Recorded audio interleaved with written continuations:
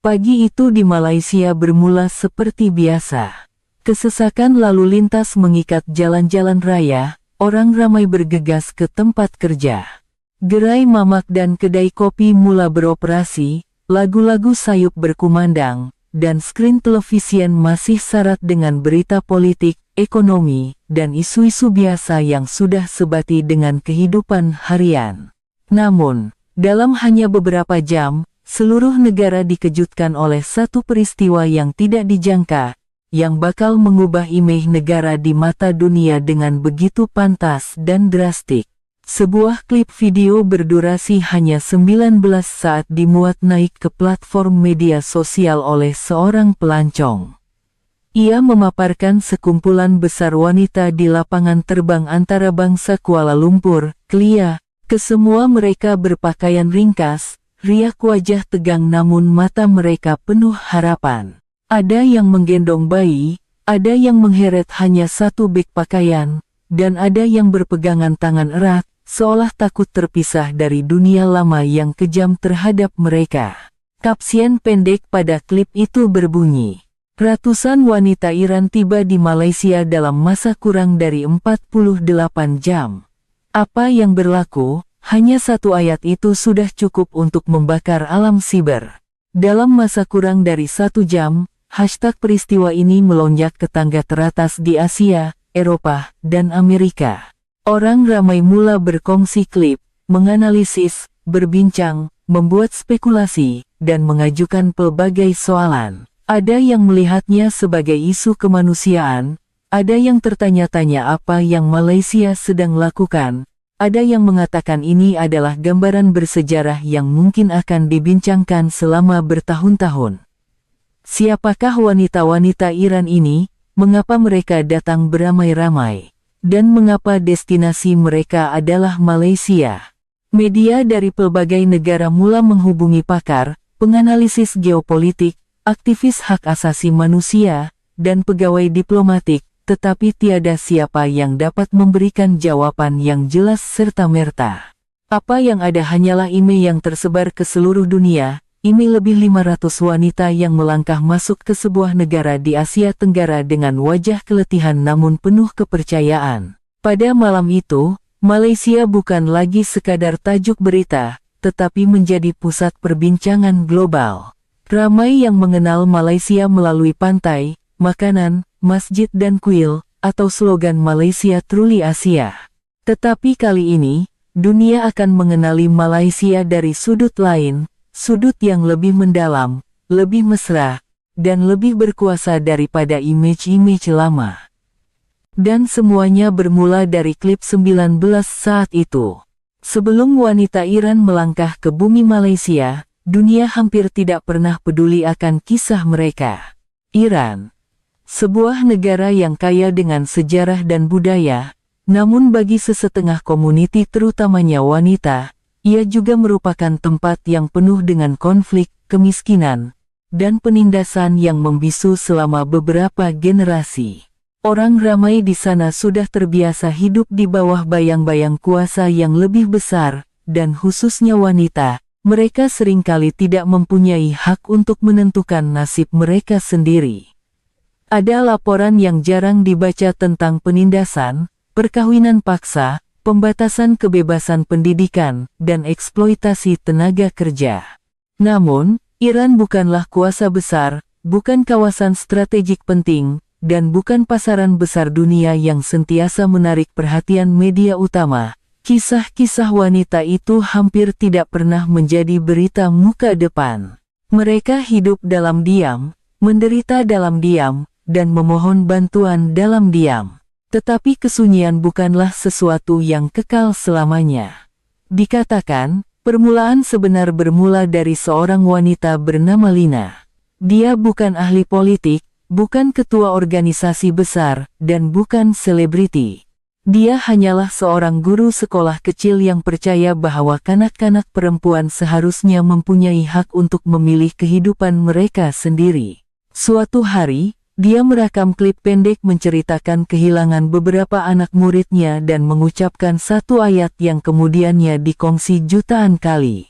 Jika dunia mendengar, kami mungkin masih selamat. Klip itu tidak mengubah dunia serta-merta. Ia mengubah sesuatu di dalam hati orang ramai. Ia diterjemahkan ke dalam pelbagai bahasa, dikongsi oleh aktivis, wartawan bebas, dan pengguna internet biasa yang tidak pernah mengenal Iran sebelum ini. Tidak lama kemudian, terdedah bahwa terdapat rangkaian sukarelawan dan organisasi masyarakat sivil di beberapa negara yang membantu menyelaras pemindahan kecemasan bagi sejumlah wanita dari kawasan berisiko. Namun, persoalan yang mengejutkan semua orang ialah mengapa negara destinasi menjadi Malaysia. Pelbagai pihak mula menemukan serpihan jawaban sedikit demi sedikit. Ada yang mengatakan Malaysia adalah salah satu daripada beberapa negara yang mempunyai rangkaian masyarakat sivil yang bersedia membantu dengan pantas. Ada yang mengatakan komuniti Malaysia di rantau itu telah lama melakukan kerja kemanusiaan secara senyap-senyap. Sementara itu, ada yang percaya ramai wanita Iran memilih Malaysia karena mereka mendengar cerita yang sama berulang kali. Kata-kata itu tidak terdapat dalam dokumen rasmi, tetapi ia berada dalam harapan orang yang sedang melarikan diri untuk menyelamatkan nyawa, dan kadang-kadang, harapan itu lebih berkuasa daripada visa atau sebarang perjanjian. Apabila maklumat mula jelas, media antarabangsa mengesahkan bahwa dalam tempoh hanya 2 hari, lebih daripada 500 wanita Iran telah tiba di Malaysia melalui beberapa penerbangan, lapangan terbang, dan laluan. Ada yang tidak mempunyai dokumen lengkap, ada yang hanya membawa beg kain dan satu gambar keluarga. Tetapi hampir semua mempunyai satu perkara yang sama, mata yang penuh dengan keletihan dan harapan untuk memulakan hidup baru. Imej dari lapangan terbang segera menjadi simbol detik itu. Beberapa pegawai Malaysia tunduk bercakap dengan kanak-kanak perempuan, sukarelawan Malaysia yang menunggu memberikan nasi, air, dan pakaian. Kumpulan sukarelawan memegang papan tanda dalam bahasa Parsi dengan ringkas, "Selamat datang, Anda selamat sekarang." Ayat ini sendirilah yang membuatkan orang di seluruh dunia berhenti menatap screen. Dalam dunia digital, satu gambar boleh menggantikan laporan panjang beberapa muka surat, dan gambar seorang sukarelawan Malaysia menghulurkan sebotol air kepada seorang wanita asing, sambil tangan yang lain membantu memegang bayinya menjadi imej yang ramai orang sebut sebagai gambar, yang menghidupkan, semula makna kemanusiaan. Kerajaan dari pelbagai negara mula menyatakan pandangan. Beberapa penganalisis melihatnya sebagai keputusan moral yang berani, sementara yang lain mempersoalkan beban yang perlu ditanggung oleh Malaysia.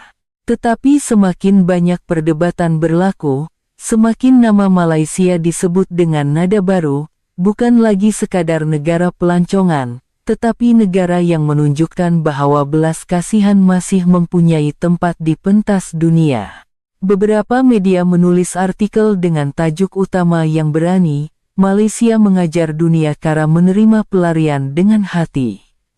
Satu lagi menggunakan frasa negara yang bukan kuasa besar, tetapi melakukan apa yang banyak kuasa besar tidak berani lakukan. Walaupun terdapat kritikan, kebimbangan, dan perdebatan, satu perkara yang tidak dapat dinafikan ialah dunia mula memandang Malaysia dengan pandangan yang berbeza. Dari negara yang sering dilihat melalui stereotip berulang, kini Malaysia dilihat sebagai tempat perlindungan. Dan pada era di mana ramai orang mula kehilangan kepercayaan terhadap perkataan kemanusiaan, tindakan hanya beberapa hari oleh rakyat biasa di Malaysia kembali menyemarakkan sesuatu yang sangat didambakan oleh masyarakat global. Di tengah perhatian besar media, seorang wanita Iran bersetuju untuk ditemu bual secara terbuka buat kali pertama. Namanya Srina, 29 tahun. Ibu kepada seorang anak perempuan berusia 6 tahun, dia duduk di pusat perlindungan sementara yang diatur ringkas di sebuah negeri berhampiran Kuala Lumpur. Wajahnya pucat lesu tetapi pandangan matanya mantap secara aneh. Wartawan bertanya kepadanya, "Mengapa Anda memilih untuk datang ke Malaysia?" Srina terdiam seketika sebelum menjawab dengan suara perlahan, namun jelas, karena kami diberitahu, di sini orang akan melihat kami sebagai manusia dahulu.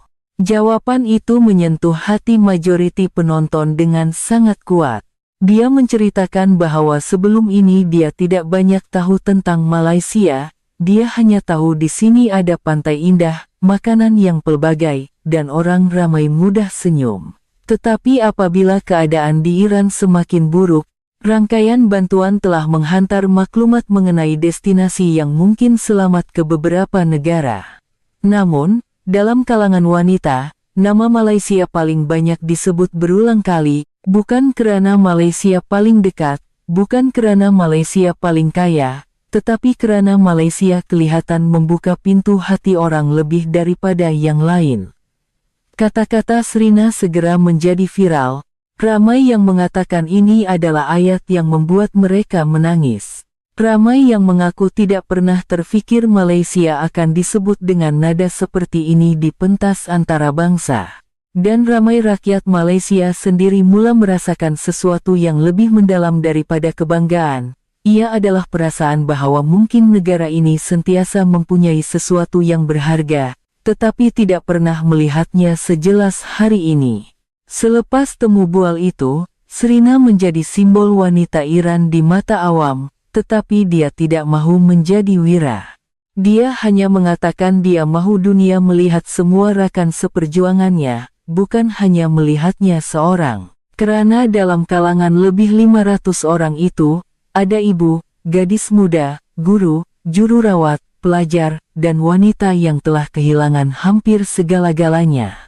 Dia berkata, kami tidak datang ke sini untuk meminta dunia mengasihani, tetapi kami hanya ingin mempunyai peluang untuk hidup seperti manusia biasa. Dan itulah yang menjadikan kisah ini bukan hanya berita pelarian, tetapi ia menjadi kisah martabat. Apabila berita terus tersebar, perkara yang paling menakjubkan bukanlah jumlah ketibaan, tetapi tindak balas rakyat Malaysia.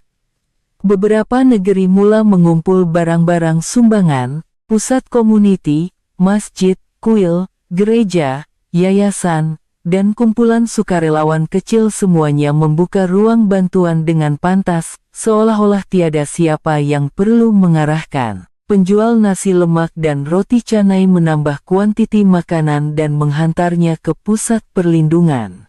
Guru sukarelawan menawarkan diri untuk mengajar bahasa Melayu. Doktor dan juru rawat sukarelawan datang untuk pemeriksaan kesehatan percuma. Beberapa pelajar membuat papan tanda selamat datang dengan tulisan tangan.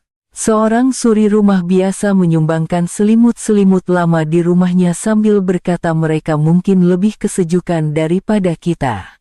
Perkara-perkara ini mungkin kelihatan kecil dari perspektif sistem global, tetapi apabila disatukan, ia menjadi gambaran besar yang sangat kuat.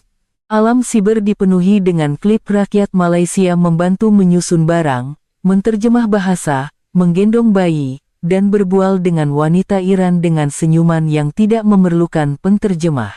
Di beberapa negara, orang ramai mula mempersoalkan kerajaan mereka sendiri mengapa negara yang bukan kuasa besar dapat bertindak balas dengan kemanusiaan lebih cepat daripada banyak negara yang sentiasa berbicara tentang hak asasi manusia.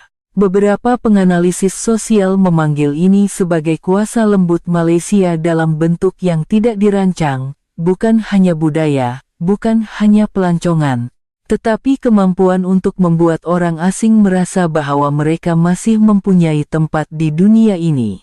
Ramai wanita Iran mula tersenyum semula. Beberapa kanak-kanak ketawa buat kali pertama selepas perjalanan panjang. Seorang wanita berkata sambil menangis bahwa dia tidak menyangka orang asing akan memberikan kasut kepada anak lelakinya tanpa bertanya apa-apa. Saya pikir selepas melarikan diri, kami perlu membuktikan bahwa kami cukup baik untuk menerima bantuan, katanya. Tetapi di sini, mereka membantu dahulu, kemudian baru bertanya apa yang kami perlukan. Ayat itu mencerminkan intipati keseluruhan kisah ini dengan sebaik-baiknya, karena kadang-kadang, Apa yang mengubah dunia bukanlah kenyataan pemimpin, tetapi tindakan kecil rakyat biasa yang bersedia menghulurkan tangan kepada mereka yang sedang lemas. Sepanjang beberapa tahun ini, Malaysia sering diceritakan melalui kerangka lama di mata dunia. Ada yang melihat Malaysia sebagai surga pelancong, ada yang melihatnya sebagai negara membangun di rantau yang mempunyai kerumitan politik. Tetapi peristiwa kali ini telah meretak imei-imei lama itu. Media peringkat global mula menerbitkan artikel analisis tentang Malaysia dengan nada yang berbeza. Banyak artikel tidak hanya membincangkan peristiwa ketibaan wanita Iran, tetapi juga membincangkan nilai-nilai tersembunyi dalam masyarakat Malaysia, budaya perkongsian, ketahanan komuniti, dan kemampuan untuk bertindak balas terhadap krisis dengan cara yang masih mengekalkan kemanusiaan. Dalam sebuah program berita waktu perdana di Eropa, pengacara program mengucapkan ayat yang menjadi viral, "Mungkin kita telah terlalu lama menilai negara dari angka ekonomi, sehingga lupa bahwa apa yang benar-benar menggambarkan kebesaran sebuah negara adalah cara mereka melayan orang yang tidak berkuasa." Ayat ini menjadikan nama Malaysia tidak lagi menjadi berita kerana keanehan atau sensasi, tetapi sebagai contoh sesuatu yang dunia sedang cari semula, belas kasihan yang diterjemahkan menjadi tindakan nyata. Ramai rakyat Malaysia sendiri mula melihat negara mereka semula. Ramai yang berkata kita sudah terbiasa mengkritik negara sendiri sehingga terlupa bahwa di saat krisis, negara ini masih mempunyai hati yang sangat hangat. Banyak keluarga menonton berita dengan air mata, kerana ini mungkin antara beberapa kali mereka melihat dunia. Melihat Malaysia dipuji dari sesuatu yang lebih mendalam dan tulus daripada sebarang promosi, tentu saja, tidak semua suara bersetuju. Masih ada perdebatan mengenai sumber daya, keselamatan, undang-undang, dan masa depan pendatang baru. Namun begitu, apa yang telah berubah adalah perbualan. Malaysia tidak lagi ditanya apa yang ada untuk dilawati, tetapi mula ditanya bagaimana Malaysia melakukannya.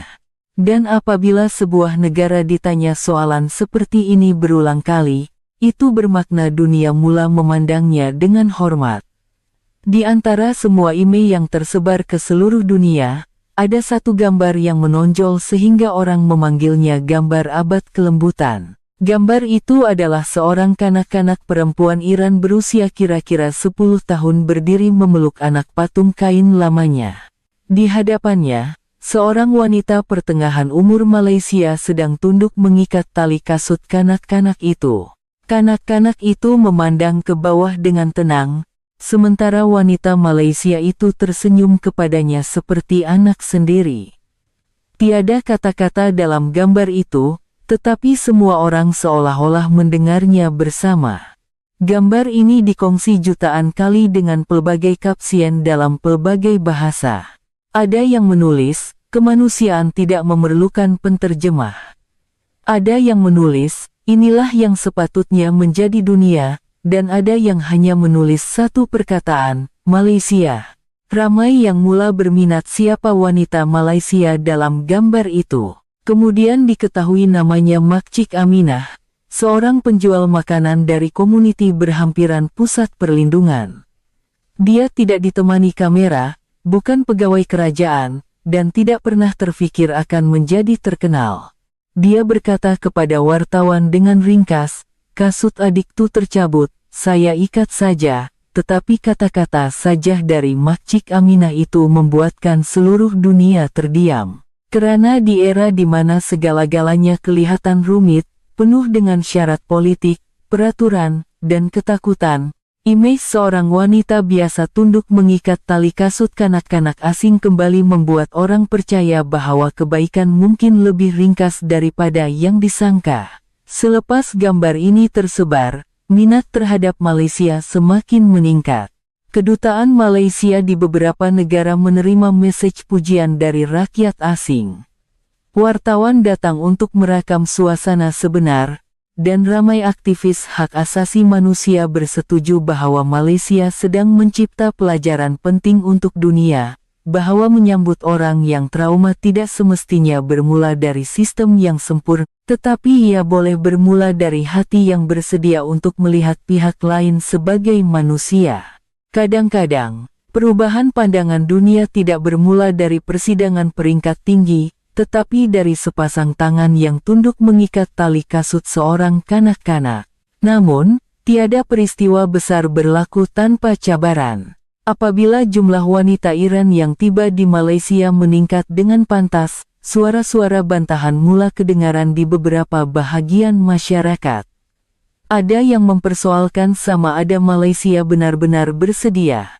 Siapa yang akan bertanggung jawab untuk kos jangka panjang? Adakah keselamatan akan terjejas? Dan apa yang akan berlaku jika peristiwa seperti ini menjadi contoh sehingga lebih ramai orang membanjiri? Media sosial yang sebelum ini penuh dengan rasa simpati, mula menyaksikan perdebatan sengit. Beberapa posting menyeru bantuan penuh, sementara posting lain mencerminkan ketakutan, ketidakpastian, dan kebimbangan terhadap masa depan. Inilah sisi sebenar masyarakat manusia, walaupun ada belas kasihan, tetapi ada juga keraguan. Namun, yang menarik ialah perdebatan kali ini tidak merosakkan image Malaysia di mata dunia. Sebaliknya, beberapa agensi berita melihat Malaysia sedang menghadapi persoalan yang sama seperti yang pernah dihadapi oleh banyak negara. Cuma, apa yang menjadikan Malaysia berbeza ialah, sambil berdebat, Malaysia masih tidak menutup pintu kepada orang-orang itu. Seorang penganalisis berkata, kebesaran tidak bermakna tiada konflik, tetapi adalah apabila masyarakat masih dapat mengekalkan kemanusiaan di tengah-tengah konflik itu. Kata-kata ini mencerminkan kebenaran yang mendalam. Kerana Malaysia tidak digambarkan sebagai tanah yang sempurna, tiada negara yang begitu. Tetapi Malaysia sedang menunjukkan kepada dunia bahwa walaupun ada ketakutan, batasan, dan pertikaian, sebuah negara masih boleh memilih belas kasihan terlebih dahulu. Beberapa wanita Iran menyadari arus ini, ada yang cemas, ada yang takut akan dihantar pulang. Tetapi apabila mereka melihat ramai rakyat Malaysia masih datang berbual, membantu mengajar bahasa, dan berkongsi makanan, ketakutan itu mula pudar sedikit demi sedikit. Kerana pada akhirnya, apa yang paling diperlukan oleh pelarian atau orang yang melarikan diri dari bahaya? Mungkin bukan janji-janji besar, tetapi bukti-bukti kecil bahwa dunia belum menolak mereka. Kisah wanita Iran mula berubah dari berita pelarian menjadi kisah potensi manusia. Apabila orang ramai melihat bahwa mereka tidak tiba di Malaysia hanya dengan luka dan trauma, tetapi juga dengan kemampuan, pengalaman, dan impian. Dalam kalangan lebih 500 orang itu, terdapat guru, tukang mahir, juru rawat, penterjemah, tukang masak, pelajar cemerlang, dan wanita yang pernah menjadi pemimpin komuniti kecil di kampung halaman mereka. Mereka tidak mau kekal dalam stereotip sebagai kasihan sepanjang hidup. Ramai yang mula menawarkan diri untuk membantu di pusat perlindungan dengan segera, membantu menyusun barang, membantu mengajar kanak-kanak, membantu menjaga warga emas, dan membantu menterjemah bahasa di antara mereka sendiri. Ini menyebabkan ramai masyarakat Malaysia mula melihat mereka bukan sebagai beban, tetapi sebagai manusia yang berharga dan bersedia untuk bangkit semula jika diberi peluang. Ada satu klip yang dikongsi secara meluas. Ia adalah gambar sekumpulan kecil wanita Iran saling membantu memasak makanan tempatan mereka sendiri untuk berterima kasih kepada sukarelawan. Sementara itu, sukarelawan Malaysia membawa makanan Malaysia untuk bertukar, suasana dipenuhi dengan gelak tawa. Walaupun tiada siapa yang dapat bercakap bahasa yang sama sepenuhnya, meja makan pada hari itu kelihatan seperti ruang di mana manusia saling memahami yang terbaik. Ramai pengguna media sosial mula menulis message yang serupa, bahwa mereka bukan hanya meminta kehidupan dari kita, tetapi sedang memberikan kita beberapa pelajaran kembali.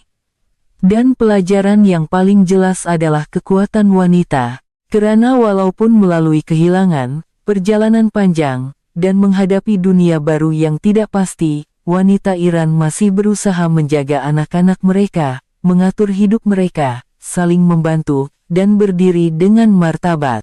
Ini membuatkan orang di seluruh dunia tidak hanya mengasihani mereka, tetapi mula menghormati mereka. Apabila orang mula menghormati mereka yang pernah dianggap lemah, maka kisah itu berubah, dan Malaysia menjadi tempat yang membuka ruang untuk perubahan kisah itu berlaku. Apa yang menjadikan peristiwa ini tidak seperti krisis kemanusiaan sebelumnya ialah kelajuan media sosial. Di masa lalu, kisah seperti ini mungkin perlu menunggu laporan berita televisi malam atau analisis dari organisasi antarabangsa untuk menjadi isu. Tetapi kali ini, segalanya berlaku di hadapan mata dunia secara real-time. Klip dari lapangan terbang, gambar dari pusat perlindungan, suara temu bual wanita Iran, dan bantuan dari rakyat Malaysia direkodkan, disunting, dikongsi berulang kali, dan diterjemahkan sehingga melintasi sempadan dengan pantas. Satu platform memindahkannya ke platform lain, dari penonton biasa kepada selebriti, dari selebriti kepada wartawan, dari wartawan kepada pentas politik. Dunia tidak mengetahui melalui kenyataan semata-mata, tetapi mengetahui melalui imej sebenar, suara sebenar, dan air mata sebenar. Inilah yang mengubah sepenuhnya keseimbangan kuasa penceritaan. Negara-negara tidak lagi dapat mengawal imej mereka seperti dahulu, karena rakyat di seluruh dunia adalah pengeluar makna itu sendiri. Dan kali ini, sejumlah besar orang bersatu padu mencipta naratif baru tentang Malaysia, naratif sebuah negara yang membuka pintu ketika orang lain menutupnya. Ramai yang mengatakan ini adalah kemenangan kebenaran yang dapat dirasakan mengatasi imej yang dicipta. Karena walaupun ada yang coba memutarbelitkan atau menyerang, tetapi imej wanita Malaysia mengikat tali kasut kanak-kanak, imej sukarelawan membantu memegang beg, dan imej Srina berkata di sini mereka melihat kami sebagai manusia dahulu telah terpahat dalam ingatan penonton. Media sosial mungkin merupakan ruang kekacauan, tetapi dalam beberapa saat, ia menjadi pentas di mana belas kasihan bergerak lebih cepat daripada prasangka. Dan dalam peristiwa ini, Malaysia tidak menang karena sebarang kempen perhubungan awam. Malaysia menang karena rakyat biasa melakukan sesuatu yang cukup tulus sehingga dunia percaya dengan mata sendiri.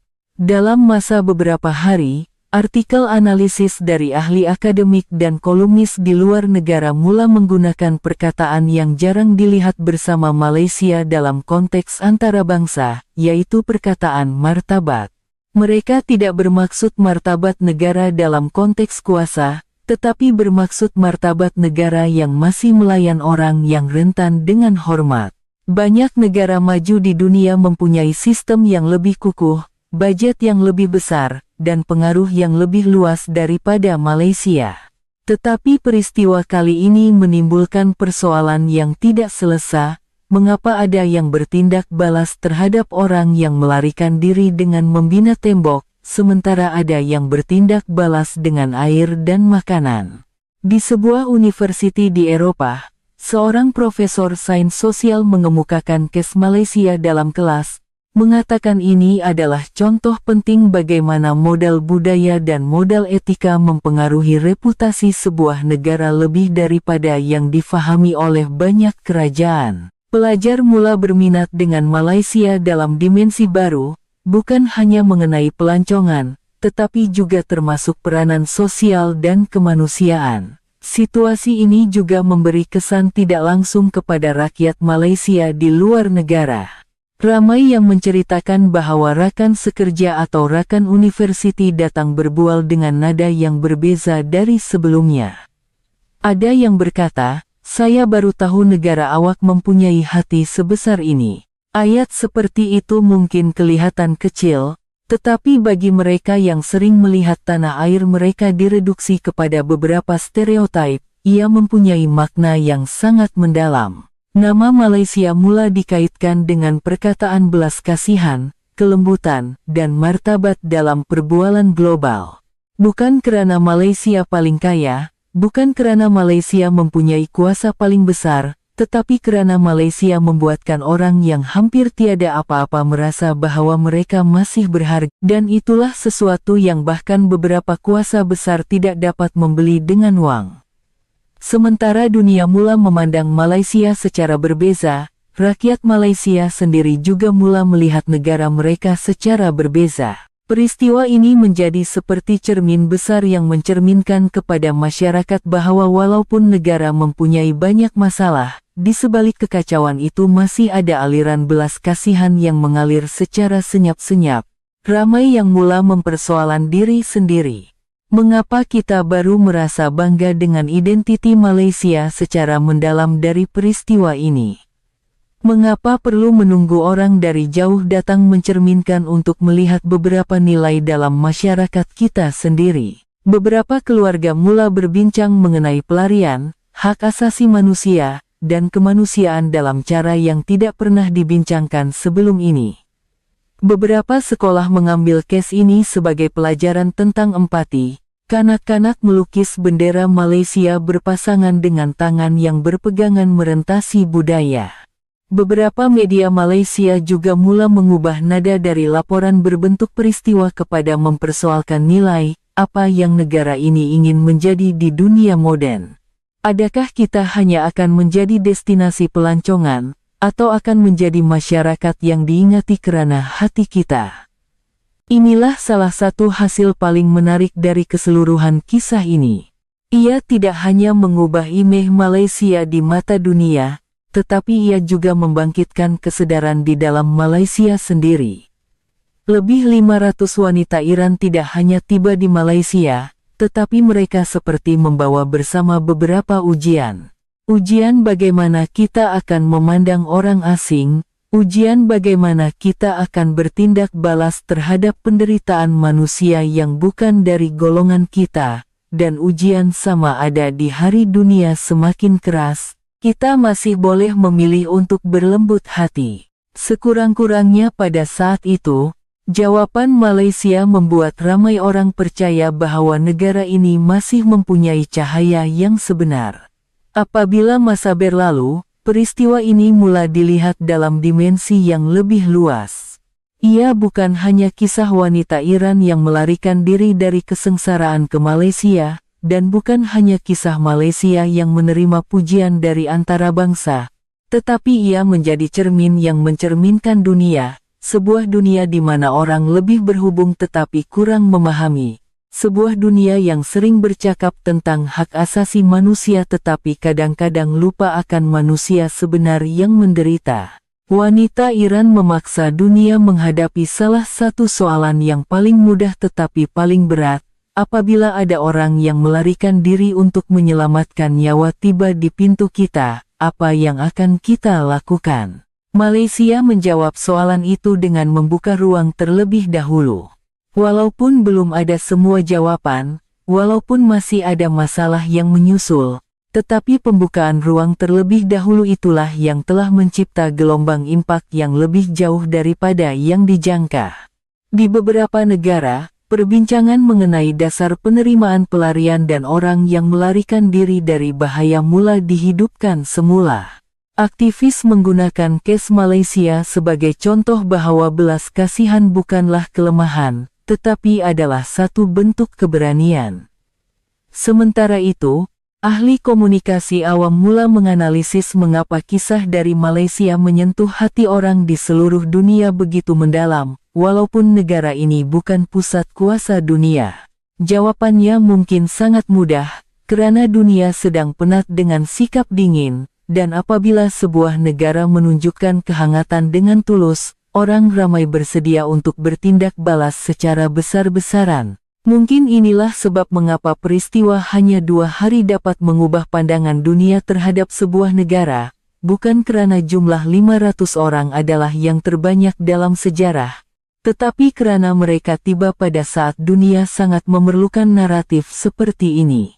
Naratif yang mengatakan bahwa manusia masih boleh membantu manusia, dan sebuah negara masih boleh memilih hati mengatasi sikap acuh tak acuh. Beberapa minggu kemudian, sebuah acara kecil diadakan di salah satu pusat perlindungan. Wakil kumpulan wanita Iran tampil untuk mengucapkan terima kasih kepada pegawai, sukarelawan, dan rakyat Malaysia yang membantu mereka.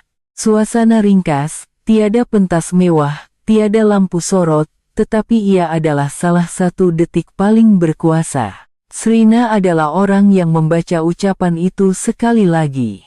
Kali ini dia mengucapkan dalam bahasa Melayu yang baru dipelajarinya, "Terima kasih kerana tidak melihat kami sebagai masalah. Terima kasih kerana melihat kami sebagai manusia." Hanya itu. Ramai orang di dalam bilik tidak dapat menahan tangisan. Dia menyambung melalui penterjemah bahwa sebelum tiba di Malaysia, mereka pikir dunia mungkin tiada tempat lagi untuk orang seperti mereka. Tetapi sambutan yang diterima, bahkan dari rakyat biasa yang tidak ada kaitan dengan politik peringkat global, membuat mereka percaya bahwa masa depan masih ada. Malaysia bukan hanya memberikan tempat tinggal, katanya.